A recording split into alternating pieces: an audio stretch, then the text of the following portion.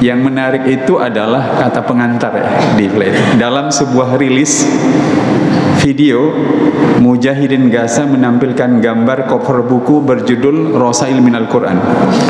Di gambar kecil itu ada tangan yang sedang ini, itu capturean atau apa capturean? Screenshot dari video yang beredar di YouTube. Itu video para pejuang Hamas yang sedang berperang melawan Israel sejak 7 Oktober yang lalu.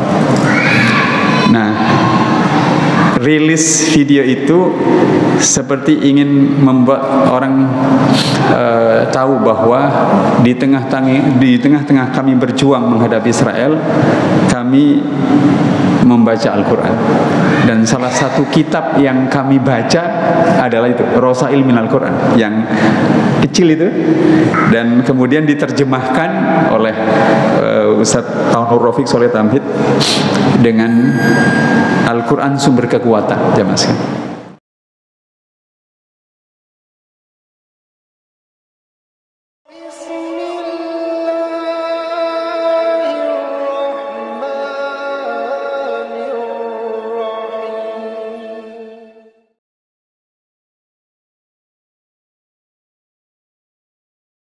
Bismillahirrahmanirrahim. Assalamualaikum warahmatullahi wabarakatuh. Alhamdulillahirabbil alamin wa bihi nasta'inu ala umurid dunya waddin. Wassalatu wassalamu ala asrafil anbiya'i wal mursalin nabiyina Muhammadin wa ala alihi wa sahbihi wa sallim wa barik ajmain. Jamaah Rabbullah, mohon dibuka surat Al-Qasas surat ke-28 di mushafnya masing-masing. Halamannya itu halaman 385, jamaah sekalian.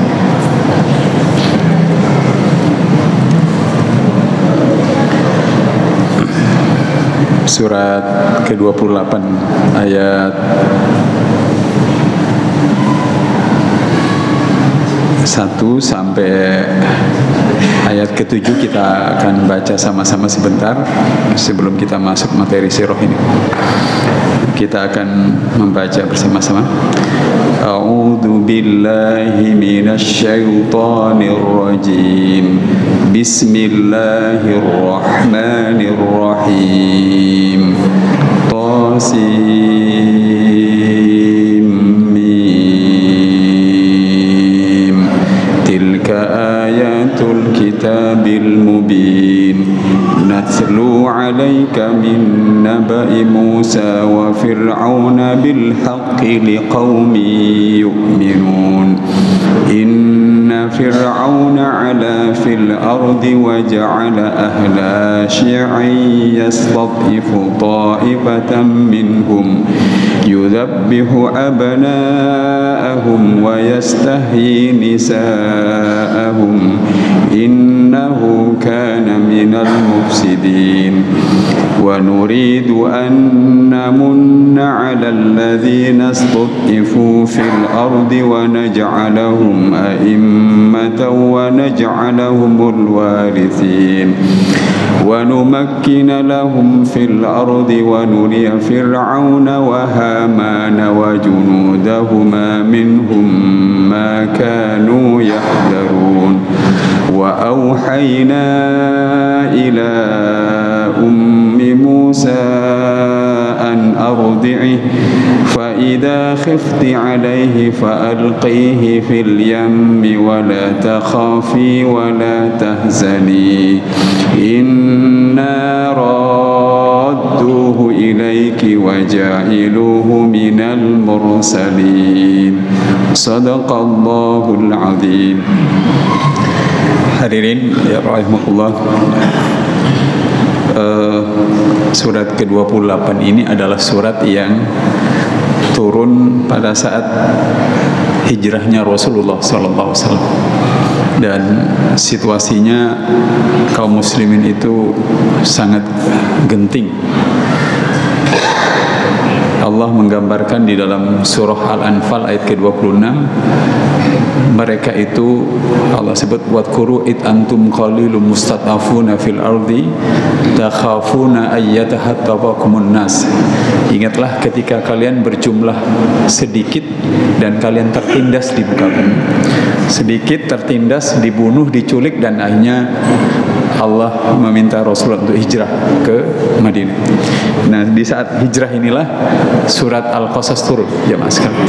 Surat yang berisi pelajaran-pelajaran penting bagi kaum muslimin yang melewati masa-masa berat dalam perjuangannya, jemaahku. Lalu apa hubungannya dengan judul yang ini? Jadi pada saat, boleh digeser Mas Habib? Saya kemarin haji, pas sebelum wukuf di Arafah, seorang penerjemah buku, juga seorang lulusan dari Libya, beliau mengirim flyer ini ke saya. Yang menarik itu adalah kata pengantar ya, di flyer. Dalam sebuah rilis video, Mujahidin Gaza menampilkan gambar cover buku berjudul Rosail Minal Quran. Di gambar kecil itu ada tangan yang sedang ini, itu capturean atau apa capturean? Screenshot dari video yang beredar di YouTube. Itu video para pejuang Hamas yang sedang berperang melawan Israel sejak 7 Oktober yang lalu. Nah, rilis video itu seperti ingin membuat orang tahu bahwa di tengah-tengah kami berjuang menghadapi Israel, kami membaca Al-Quran. Dan salah satu kitab yang kami baca adalah itu, Rosail Minal Quran, yang kecil itu, dan kemudian diterjemahkan oleh Ustaz Taunur Rafiq Soleh Tamhid dengan Al-Quran Sumber Kekuatan, jamaah sekalian. Saya waktu itu ada di Mekah, di Aziziyah. Nah, sekarang itu hampir semua buku-buku atau kitab-kitab yang diterjemahkan ke Indonesia itu, kitab aslinya sudah bisa dicari di internet. Boleh digeser Mas? Kalau geser Mas Habib. Nah, saya akhirnya mencari aslinya kitab itu di internet, dan ketemulah dokumennya, ada di handphone saya ini, Rosail Minal Quran. Lalu saya baca dokumentasinya itu, pantesan kitab ini menjadi salah satu pegangan. Pertama, penulisnya itu Adam Syarkawi. Kalau ngelihat tulisan bahasa Arab, Adham Syarkawi, beliau adalah kelahiran Palestina dan menamatkan studi magister sastra Arabnya di Universitas Libanon.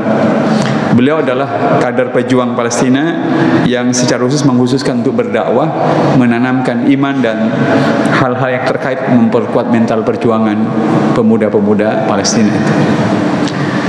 Hadirin, saya pulang ke tanah air, lalu saya iseng-iseng membuka katalognya penerbit Al-Kautsar. Boleh digeser Mas Habib?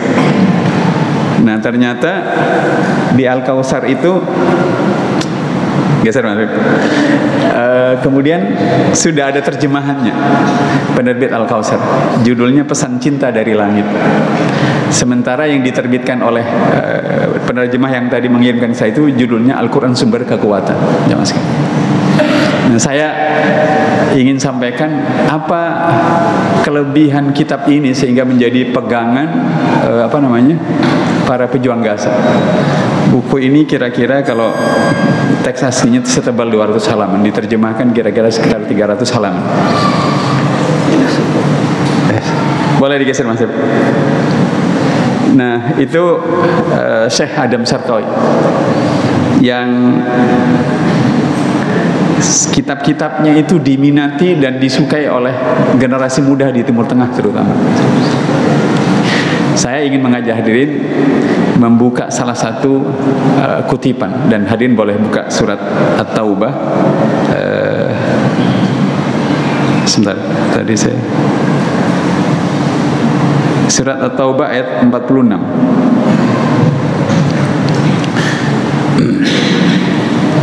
Boleh digeser Mas Habib? Di surat At-Taubah ayat 46, salah satu isi buku itu jamaah Rasulullah, Allah Subhanahu wa taala berfirman, A'udzu billahi minasyaitonir rajim. Bismillahirrahmanirrahim. Sebentar, saya ambil.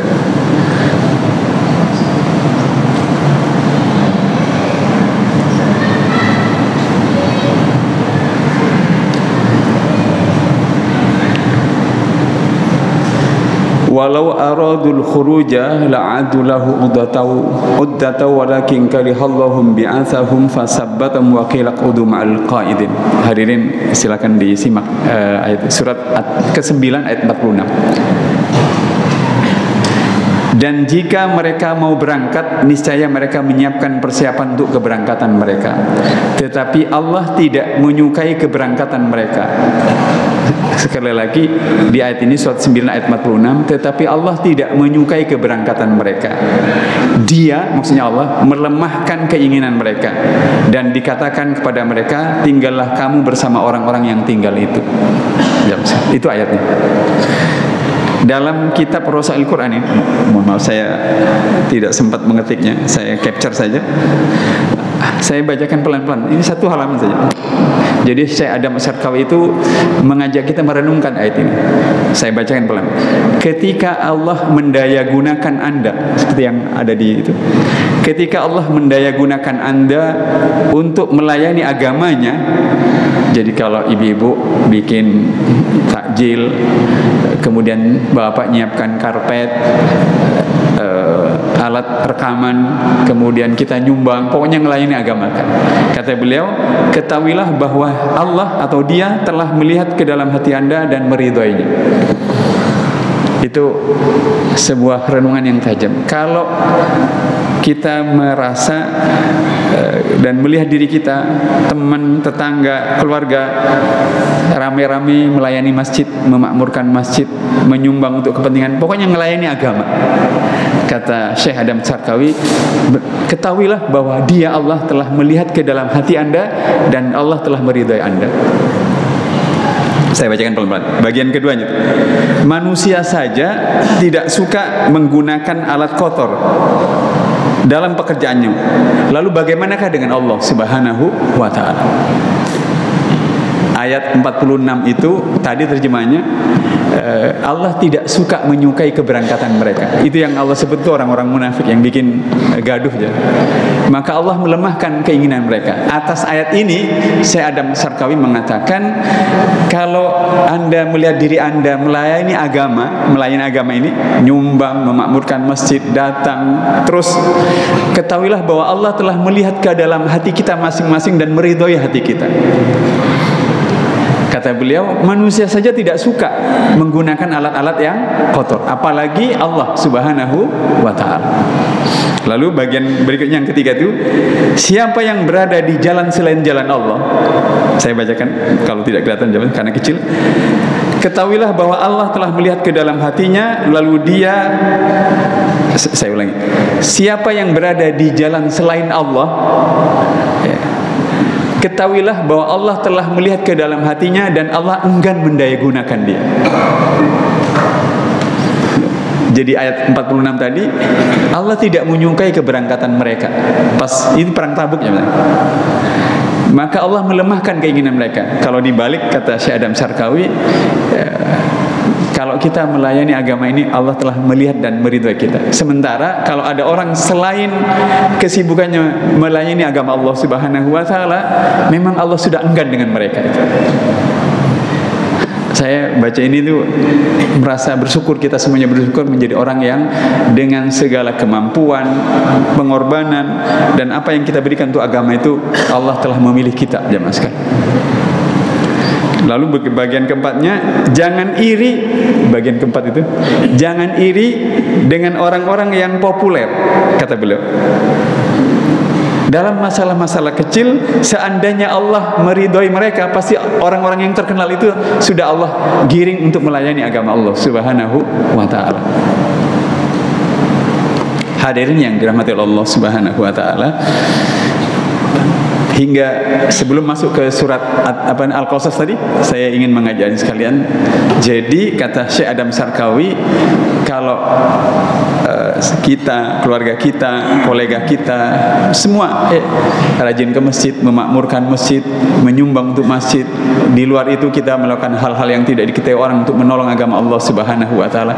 Allah telah melihat kita dan meridai kita. Sementara kalau kita melihat teman, atasan yang pendapatannya puluhan juta, lebih besar, mobilnya banyak dan segala macam, yang muncul di grup, di-upload foto-fotonya dan segala macam, itu kata Allah, jangan iri pada mereka. Kalaulah mereka sekian banyak dengan populer dan segala macam, selama mereka tidak melayani agama Allah Subhanahu wa ta'ala, memang Allah enggan menggunakan mereka. Itu bagi saya nancep sekali, jamaah sekalian. Ya. Nah, hadirin yang dirahmati Allah Subhanahu. Nah, untuk semua orang yang melayani agama Allah dengan segala pengorbanan dan apa yang bisa dilakukannya, sekarang kita buka surat Al-Qasas tadi, jamaah sekalian. Surat Al-Qasas ini adalah surat yang turun kepada Nabi pada saat sedang hijrah, pada saat situasinya sangat berat. Mohon diperhatikan di ayat ketiganya surat Al-Qasas itu, jamaah Rasulullah. Di ayat ketiganya itu Allah berfirman begini, natlu alaika, kami bacakan kepada engkau Muhammad. Itu yang dimaksud adalah Rasulullah. Beliau sedang berat. Kita tahu kan hijrahnya Nabi tidak mudah. Harus menugaskan Ali bin Abi Thalib untuk menggantikan posisi tidurnya. Tidak langsung juga berangkat ke Madinah. Harus bersembunyi di Gua Sur selama 3 hari. Lalu kata Allah, min naba'i Musa, kami bacakan kepada engkau Muhammad sejarah hidup Musa wa Fir'aun dan Fir'aun. Para ulama tafsir mengatakan surat Al-Qasas ini adalah surat yang paling detail, rinci menjelaskan tentang kekejaman Fir'aun, kelahiran Musa sejak kecil, dirawat, tumbuh dewasa, menikah, dan kembali berjuang menyampaikan agama Allah di hadapan Fir'aun. Itu yang paling detail. Yang lain-lain tidak seperti surat Al-Qasas. Maka di abad 20 ketika negara-negara di Afrika, Asia dijajah oleh negara-negara Eropa itu mencoba menggali surat ini, adalah surat yang mengajari setiap bangsa muslim yang tertindas untuk percaya diri melawan penjajah-penjajah itu. Coba lihat jemaah sekalian, ayat ketiganya ditutup dengan bil haqqi liqaumi yu'minun. Kami ceritakan tentang Fir'aun dan Musa itu dengan benar untuk orang-orang yang beriman. Kalau kita rinci, untuk orang-orang yang membutuhkan iman, di mana mereka ditindas, dikejar, yang membuat harapan mereka itu tiba-tiba menjadi suram gara-gara kekejaman yang mereka hadapi, jamaah sekalian. Nah, hadirin sekalian, saya ingin mengajak hadirin sekalian merenungkan ayat ke-7-nya sekarang. Kalau hadirin sempat nanti bisa cek di Google itu. Di Google searching itu silahkan googling daftar diktator paling kejam di seluruh dunia. Pasti nanti muncul Hitler, Benito Mussolini, Pol Pot, kemudian Idi Amin di Uganda, kemudian Mao Zedong di Cina, dan segala macam. Biasanya beberapa orang itu menulis jumlah korban yang dibantai oleh masing-masing itu. Tapi semua orang diktator yang paling kejam sepanjang sejarah itu tidak ada yang lebih kejam daripada Fir'aun itu. Ada yang menyebut yang semasa dengan Nabi Musa itu adalah Ramses kedua, jamaah sekalian. Fir'aun ini diramalkan oleh orang-orang dekatnya, dia akan tumbang kekuasaannya oleh bayi laki-laki dari Bani Israel. Oleh karenanya kebijakan politiknya adalah bunuh semua bayi laki-laki yang lain. Bayi loh ya. Jadi tidak diberi kesempatan sampai sekolah, kuliah, enggak. Bayi saja sudah dinikah. Nah, di ayat ke-7-nya, hari bisa buka. Saat orang beriman sedang hijrah dan mengalami penindasan yang luar biasa, mereka 13 tahun di Mekah yang mengikuti agama ini tidak banyak, kemudian Nabi diperintahkan hijrah. Dalam situasi yang seperti itu Allah menurunkan surah Al-Qasas. Di ayat ke-7-nya adalah wa auhayna ila ummi Musa an ardihi, dan kami ilhamkan kepada ibundanya Musa untuk menyusuinya. Menyusui itu artinya memberikan kesempatan kepada bayinya untuk hidup. Memberikan kesempatan padanya untuk hidup itu artinya makin mendekatkan sang bayi itu pada salah satu korban pembantaian Firaun. Hadirin sekarang perhatikan redaksi. Faidah khifti alaihi, jika engkau khawatir terhadap keselamatan bayimu, mestinya kan logikanya carilah tempat bersembunyi, sembunyikan bayimu di tanah dan segala. Tetapi justru terbalik, fa'alqihi fil yami, maka hanyutkanlah bayimu di sungai. Itu kebalik aja. Lewat ayat ini Allah ingin mengajari bahwa selama orang beriman itu terikat dengan Allah, tersambung dengan Allah, menolong agama Allah Subhanahu wa taala, semua tempat, semua keadaan akan menjadi tempat yang aman selama kaum muslimin beriman pada Allah Subhanahu wa taala. Cara Allah mengamankan pejuangnya bukan meminta disembunyikan di gua, di tempat yang tidak didatangi orang, tetapi suruh hanyutkan. Hadiskan. Kira-kira kalau hadirin disuruh begitu mau nggak?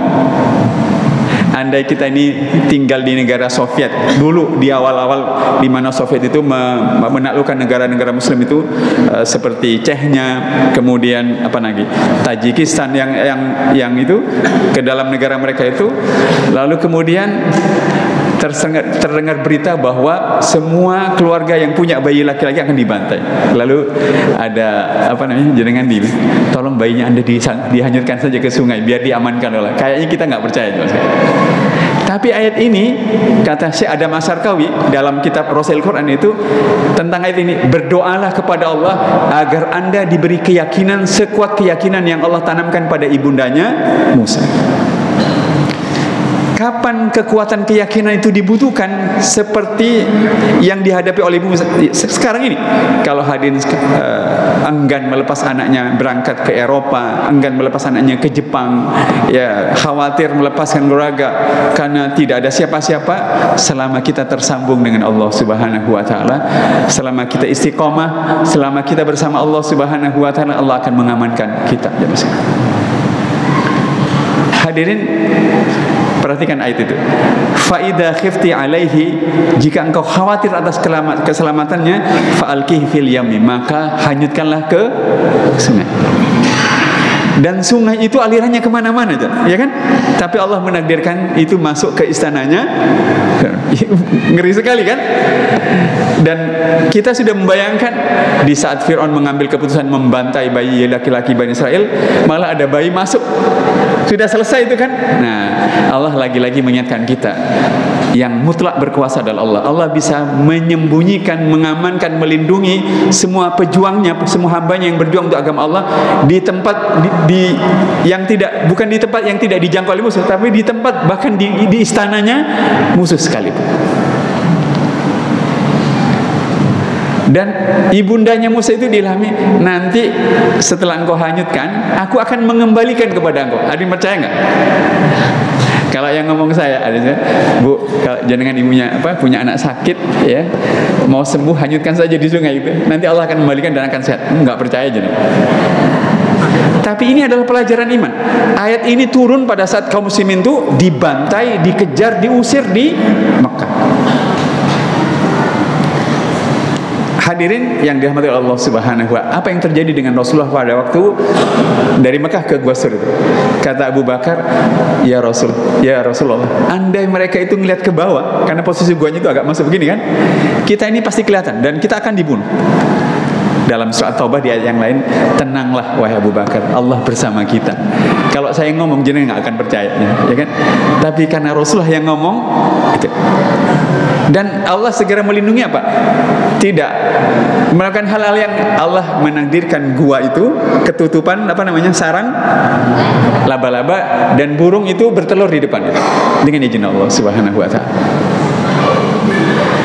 Apa manfaat ayat ini buat kita jamaah sekalian? Manfaat ayat ini, hadirin, di tengah-tengah situasi yang paling rumit dan tidak masuk akal sekalipun, hadirin sekalian, hati kita, perasaan kita, jiwa kita harus tersambung dengan Allah Subhanahu wa taala. Ya. Allah berjanji kalau kita menolong agama Allah, Allah akan menolong kita. Kita lanjutkan dulu. Kalau hadirin perhatikan di ayat ke-12-nya, jamaah sekalian. Di ayat ke-12, wa harramna alaihil maradi'a min qablu, dan kami cegah Musa itu untuk menyusu kepada wanita-wanita itu. Jadi bayi itu kan nangis mau nyusu, giliran mau menyusu itu tidak ada satupun wanita yang dimaui oleh bayi Musa. Dengan izin Allah, kemudian saudaranya Musa itu mengatakan, singkat cerita itu, aku bisa menunjukkan keluarga mana yang bisa merawat bayi itu. Firaun bilang, panggil saja keluarga itu, yang penting istri saya suka gitu. Jadi ayat ini, jamaah sekalian, surat ini mengingatkan kita, kalau sekarang kita berada dalam situasi yang tertekan, didolim dan sekarang, buka surat Al-Qasas ini, kembalikan optimisme kita berjuang menyebarkan agama Allah Subhanahu wa taala, menghidupkan masjid dan segala macam. Jangan kemudian menyalah-nyalahkan keadaan. Tidak ada keadaan yang lebih buruk dibandingkan keadaan yang dihadapi oleh Musa atau yang dihadapi oleh Rasulullah ketika hijrah dari Mekah ke Madinah. Itu pelajaran. Dan untuk hadirin kalau mau membaca sejarah Rasul, frame berpikirnya, panduannya itu ada dalam surat 11 ayat 120. Surat 11 ayat 120 itu, dan semua kisah-kisah Rasul itu Muhammad aku ceritakan kepada engkau untuk meneguhkan hatimu, untuk memberikan pelajaran kepadamu, dan di dalamnya ada kebenaran. Jadi semua kisah Rasul dari Nabi Adam sampai Nabi Isa itu Allah ceritakan kepada Nabi agar kita yang berjuang menghadapi apa saja, kalau tiba-tiba ciut hati kita, harapan kita pupus, kemudian kita tiba-tiba malas melanjutkan perjuangan, buka kembali sejarah para Rasul, karena semua sejarah itu linusabbita bihi fu'adaka, untuk aku teguhkan hatimu, kata Allah dalam surat 11 ayat 120 itu. Hadirin yang dirahmati oleh Allah Subhanahu wa taala, saya yakin masing-masing kita ketika datang ke sini itu lebih dari sekedar mendengarkan pengajian. Pas nanti salat Isya mungkin kita akan berdoa, pas sujud kita akan baca, dan kita akan berdoa pada Allah Subhanahu wa taala untuk persoalan hidup yang paling rumit, yang belum ketemu jalan keluar. Apa yang paling dibutuhkan? Iman, yakin. Ya. Saya Adam Sarkawi dalam kitab Rosail Quran yang tadi saya sebut, beliau berkomentar tentang surat 27 ayat 28 ayat 7 tadi dengan komentar singkat, satu halaman singkat. Berdoalah Anda kepada Allah Subhanahu wa taala agar Allah diberi iman, diberi keyakinan sekuat keyakinan yang diberikan oleh Allah kepada ibundanya Musa. Jadi banyak persoalan-persoalan itu tidak selesai itu bukan kita tidak punya uang, bukan kita tidak punya orang, bukan kita tidak, tetapi kita tidak punya kekuatan keyakinan yang luar biasa. Hadirin yang dirahmati Allah Subhanahu wa taala. Itu lalu saya ada Sarkawi itu juga mengomentari surat Al-Qasas ini di ayat 24, 25 dan 26 jamaah sekalian. Jadi setelah Musa itu dewasa, dia datang ke Madian itu dalam keadaan ketakutan, lapar, dan tidak ada yang melindungi dia. Tapi masalah itu selesai dalam sehari, kata saya. Hari itu dia ada yang melindunginya, ada yang memberikan tempat, kemudian memberikan makan, bahkan memberikan dia seorang istri. Selesai dalam satu hari. Nah, ini kalau dibaca surat 28 ayat 24 itu, beliau itu menolong putrinya Nabi Syuaib.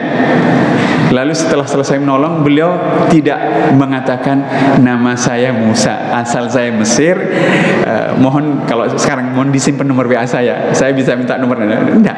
Beliau kembali ke tempat berteduhnya dan minta pertolongannya kepada Allah, bukan kepada dua wanita itu. Jadi kalau kita ingin ditolong oleh Allah Subhanahu wa taala itu begitu caranya. Berbuat baiklah kepada sesama manusia sebanyak-banyak, tapi setelah itu mintalah tolonglah kepada Allah. Doanya bisa dihafal. Kalau hadirin butuh uang, butuh apa saja, doanya ini. Rabbi inni lima anzalta ilayya min khairin fakir. Ya Allah, sesungguhnya aku sangat berhajat terhadap kebaikan yang Kau turunkan kepada. Tidak lama setelah beliau berdoa, satu di antara dua orang putrinya Nabi Yusuf itu datang dan mengatakan, ayah memanggilmu. Sesudah sampai di rumahnya Nabi Yusuf, beliau cerita, salah satu putrinya bilang, ayah kalau cari orang yang mau bekerja dengan kita, dia cocok untuk bekerja. Akhirnya dinikahkan. Hadirin yang dirahmati Allah, sekali lagi surat Al-Qasas ini turun dalam situasi-situasi yang sangat berat. Jamaah sekalian rahmatullah, sekarang saya ingin mengajak, mukjizat Al-Quran itu jamaah sekalian tidak akan ada, tidak akan terasa jamaah sekalian kalau hanya kita baca begini. Enggak. Yang pertama, hadirin kalau ingin merasakan mukjizat Al-Quran, hebatnya kan hadirin harus membaca Al-Quran itu sebanyak-banyaknya. Itu syaratnya, sebanyak-banyak. Kenapa?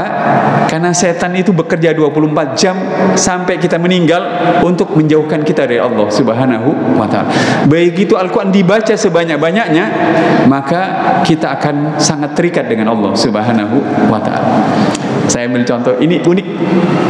Setiap Selasa jam 12 siang habis zuhur saya ceramah di Masjid Ar-Rahmah di Teluk Buli. Kemarin Ustaz, saya mau cerita Ustaz. Ini saya tertarik dengan apa yang Ustaz ceritakan tentang Al-Fatihah. Saya Ustaz mengalami sendiri Ustaz. Suatu saat pas pulang, mobil saya mogok di tempat yang gelap gulita Ustaz. Ustaz tahu apa yang saya lakukan? Saya baca Al-Quran sebanyak-banyak Ustaz. Bapak baca apa? Saya baca Al-Fatihah Ustaz. Di dalam dan di sela-sela baca Al-Fatihah itu saya berdoa, ya Allah hidupkan mobil ini sekedar saya sampai ke rumah saya Ustaz. Setelah itu engkau matikan nggak apa-apa ya Allah, gitu. Itu unik. Hadirin tahu, setelah dia baca Al-Fatihah itu hadirin kan hidup itu mobil. Mesinnya hidup tapi lampunya tidak hidup. Nah, begitu ada mobil yang berpapasan menerangi, lampunya ikut hidup dia. Sampai di rumahnya mati sesuai yang dia minta pada Allah Subhanahu wa taala. Itu satu. Yang kedua, dua Senin yang lalu saya habis ceramah di Al-Falah itu, salah satu ustadz yang ngisi kan di Al-Falah itu ada pengajian itu, ustadz ketemu di tempat wudu. Saya ini ustadz punya murid sudah tua, belajar Al-Quran dari saya sejak dari nol sampai dia sekarang lancar dan ikut majelis tafsir Ibnu Katsir. Ustaz tahu, beliau itu jantungnya bocor Ustaz. Jantungnya bocor. Ajaibnya, sepanjang dan selama dia terus belajar Al-Quran bersama saya, Allah sembuhkan jantung yang bocor. Sampai dokter spesialisnya itu datang ke masjid ini nanya ke saya. Nah hadirin, kita tidak akan bisa merasakan begitu. Satu syaratnya, kalau kita tidak istiqomah berinteraksi dengan Al-Quran. Istiqomah berinteraksi itu berikan waktu sebanyak-banyak, baca Al-Quran sebanyak-banyak. Sebab dengan begitu kita akan masuk orang yang ingat pada Allah sebanyak-banyak. Saya sudah ceritakan, orang-orang yang seperti ini biasanya adalah orang-orang yang istiqomah, konsisten membaca. Walaupun tidak membaca 30 juz, mungkin dia adalah orang yang suka membaca Al-Fatihah, Qul huwallahu, sesering mungkin.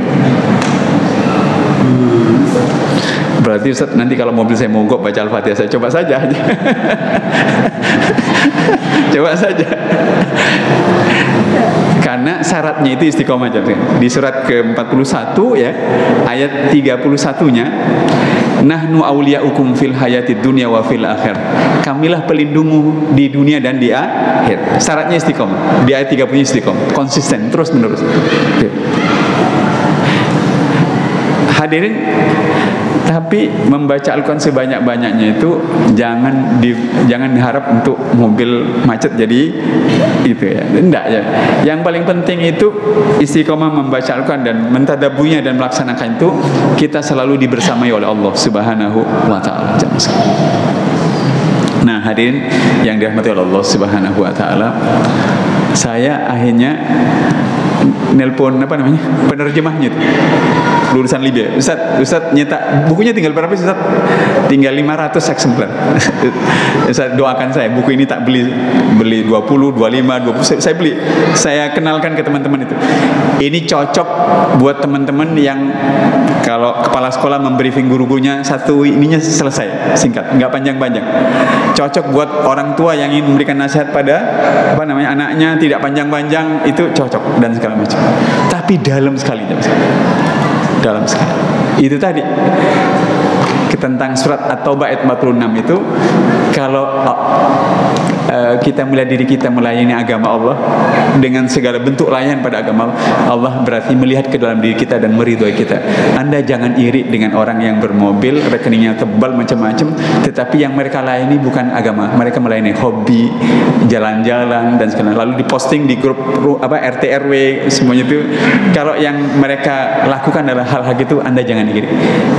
Bersyukurlah pada Allah karena Allah memilih Anda melayani agama Allah Subhanahu wa taala. Oke. Hadirin yang dirahmati Allah Subhanahu wa taala, ini jam itu terlalu cepat jam 18.44. Luar biasa ini. Bisanya masih 4 menit lagi. Oke, baik.